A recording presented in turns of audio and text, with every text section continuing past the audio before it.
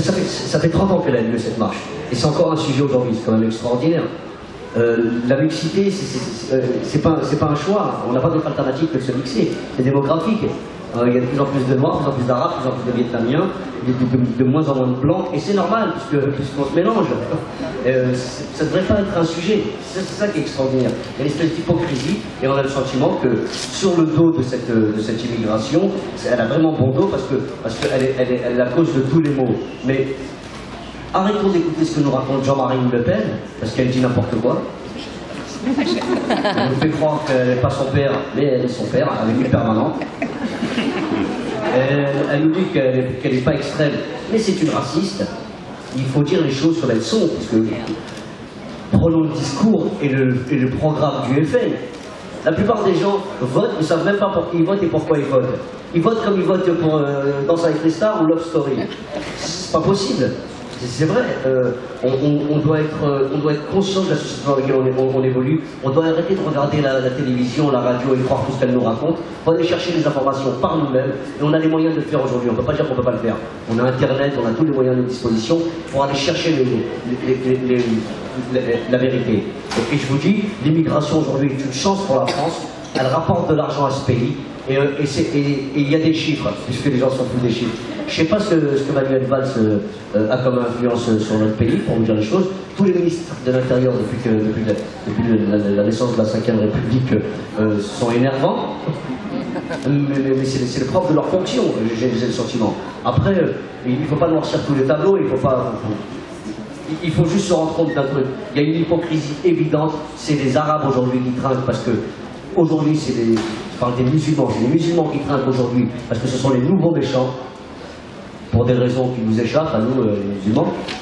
Mais on n'entend pas suffisamment à la télévision un discours modéré, un discours calme, posé concernant cette communauté. Non, on donne toujours la parole à des gens qui sont soit pas concernés, soit énervés ou qui ne disent pas la vérité. Notamment, bon, je ne vais pas faire des débats en tout cas, parce que normalement, ça... Voilà, c'est ça exactement. Normalement, je vais être obligé de le justifier. Mais il y a un truc qui m'énerve fondamentalement. On est en France, on a grandi ici, on a vécu ici, on est des Iciciens. Et on doit encore se justifier dans notre propre pays. Ça, c'est énervant, ça, par exemple. Non, d'ailleurs, j'avais 8 ans quand ils ont marché, mais de tout temps, les cités, la banlieue, a eu son propre langage, parce que, mis au banc de la société, elle a été obligée, d'une certaine manière, de se prémunir, de se défendre contre les institutions, que ce soit la police ou la mairie auxquelles elle ne croyait pas.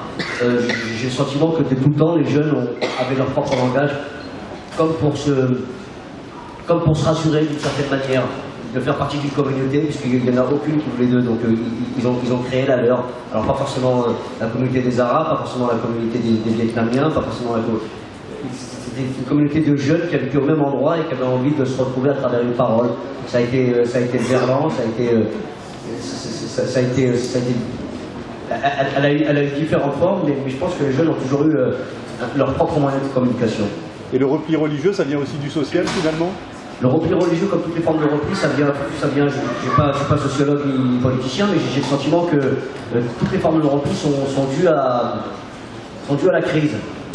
Si je ne travaille pas et si je galère, je vais commencer à m'énerver, à tourner en rond et à faire des choses qui ne vont pas vous plaire, parce que je ne vous plais pas, puisque vous ne m'engagez pas. Et comme vous avez peur de moi, je vais faire des choses qui justifieront que vous avez peur de moi. Après, évidemment, moi je ne suis pas sociologue, hein, mais je sais que n'importe quel raciste peut changer d'avis pour 750 €. 850 si on négocie un peu. Mais je pense que si on avait du travail, on serait moins énervé, ça c'est certain. Alors c'est pas de la faute du gouvernement, c'est pas de la faute de qui que ce soit, je ne sais pas à qui est la faute. Mais je vous dis que l'exclusion et l'obscurantisme naissent souvent, naît souvent de la frustration. Et à force de mettre les gens dans des ZEP, des zones d'éducation prioritaire, dans des ZUP, dans des zones d'urbanisation prioritaire, pour leur commerce les mettre dans des zones franches, on les appelle les zonas, et au bout d'un moment on a envie de dire... je viens de trouver que c'est Marseille qui va donner mes premiers encouragements. Et c'est vrai que vous y avez contribué. Non, la première fois que j'ai joué sur une scène un peu officiellement, c'était ici à l'Antidote. Ouais. Moi, je vous connaissez cet endroit. Ouais. Devant 3 personnes, dont Titoff. et j'étais après au cours Julien. Et c'est vrai que Marseille a été ça a été très important pour moi pour plein de raisons. On se sent tout de suite chez soi ici, parce que c'est une ville qui appartient à tout le monde. La cité phocéenne, de tout temps, a accueilli des gens de toutes les origines.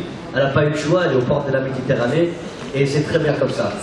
Bon, malheureusement, aujourd'hui, on entend des choses qui ne vous ressemblent pas, qui ne sont pas de votre fait et qui n'ont pas à être collées à la ville de Marseille. Ces violences qu'on entend à la télévision et à la radio, c'est évidemment pas des épiphénomènes, il faut les prendre à bras le corps, ces problèmes, mais elles ne sont pas significatives de ce qui se passe à Marseille, loin de là. Et c'est ce qui se passe à Marseille est un peu, on peut considérer Marseille comme un arabe. C'est-à-dire qu'on lui colle des choses qui n'ont rien à voir avec lui. et donc il n'est absolument pas responsable. Et elle vit aussi une espèce de forme de racisme, et c'est sur ces formes de discrimination qu'il faut qu'on lutte absolument. Le film de Nabil raconte ça merveilleusement bien.